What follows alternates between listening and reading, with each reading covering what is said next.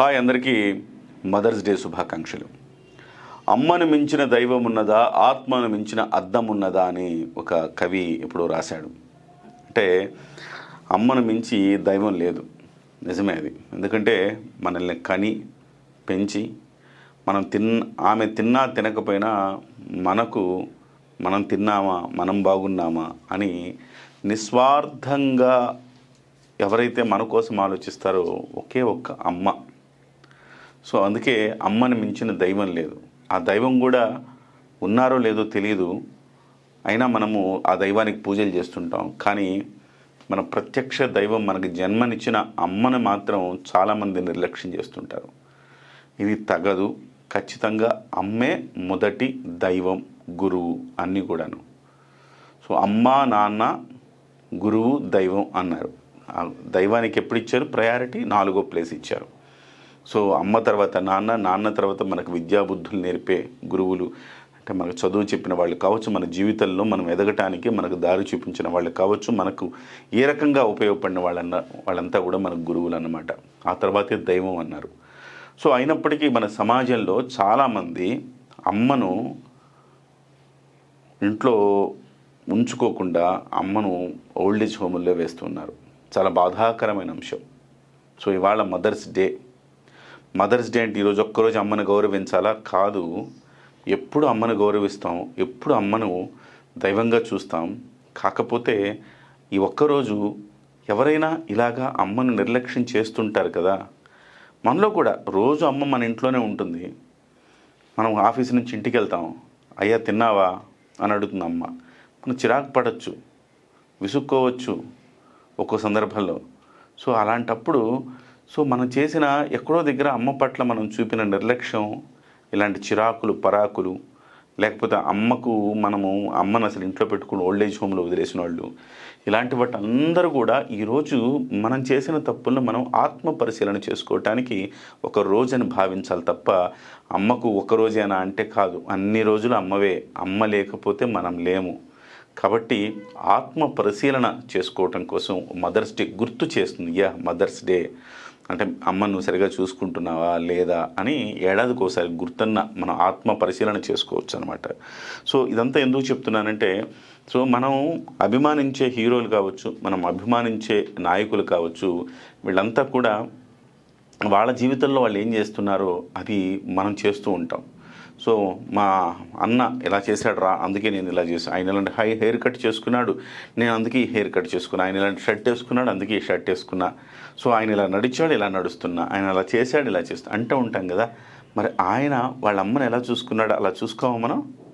So అంటే మనం ప్రతి చోట కూడా మన ఇష్టపడే హీరోలను లేకపోతే నాయకులను మనం ఫాలో అవుతుంటాం కదా. అమ్మ విషయంలో కూడా ఫాలో అవ్వాలా. కానీ కొంతమంది మాత్రమే ఇలా ఫాలో అవ్వగలిగిన వ్యక్తులు ఉంటారు. వాళ్ళలో మెగా ఫ్యామిలీ ఒకళ్ళు అని చెప్పాలి. సో ఇవాళ చిరంజీవి గారు ఎప్పుడు తన తల్లిని వెంటబడుతారు. తల్లికి ఇప్పటికి కూడా వాళ్ళ అమ్మగారికి ఆయన పుట్టినరోజులు వేడుకలు చేస్తాడంటే చూడండి అమ్మ అంటే ఎంత ప్రేమ ఆయనకి. ఆయన ఇవాళ తల్లి గురించి ఒక ట్వీట్ చేశారు.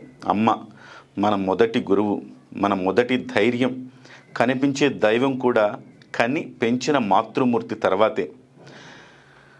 మన విజయాల వెనుక త్యాగం, మన ప్రతి అడుగులోనూ నిశ్శబ్దంగా నిలిచే ఆశీర్వాదం అమ్మది. మనకంటే మనల్ని ఎక్కువగా ప్రేమించే ప్రతి మాతృమూర్తికి హృదయపూర్వక మాతృ దినోత్సవ శుభాకాంక్షలు. హ్యాపీ మదర్స్ డే అమ్మ అని చెప్పి చిరంజీవి గారు ట్వీట్ చేశారు. చిరంజీవి గారి ఏజ్ ఎంత, వాళ్ళ అమ్మగారి ఏజ్ ఎంత, ఈ వయసులో కూడా చిరంజీవి గారు వాళ్ళ అమ్మగారిని ఎంత ప్రేమగా చూసుకుంటారు. ఇది కదా మనం ఫాలో అవ్వాలి. చిరంజీవి గారు ఎలాంటి హెయిర్ స్టైల్ అన్నీ ఫాలో అవుతాం. మరి ఇది ఫాలో అయిపోతే ఎట్లా? ఖచ్చితంగా ఫాలో అవ్వాలి.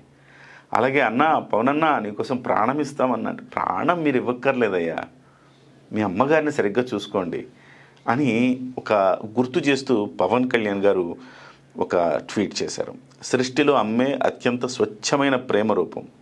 తన పిల్లల కోసం ఆమె తన జీవితాన్ని మౌనంగా త్యాగం చేస్తుంది. వారి ప్రతి పోరాటంలోనూ కొండంత అండగా నిలుస్తుంది. వారి చిరునవ్వులో మరియు విజయంలోనూ తన సంతోషాన్ని వెతుక్కుంటుంది. జీవితంలో మనం ఎంత దూరం ప్రయాణించినా అమ్మ మనసు ఎప్పటికీ సురక్షితమైన ప్రదేశం. చూడండి ఎంత చక్కగా చెప్పారు. అంటే చిరంజీవి గారి ఫ్యామిలీ ఎందుకయ్యా ఆదర్శం? ఎందుకు ఆదర్శం? ఎందుకు ఆదర్శం?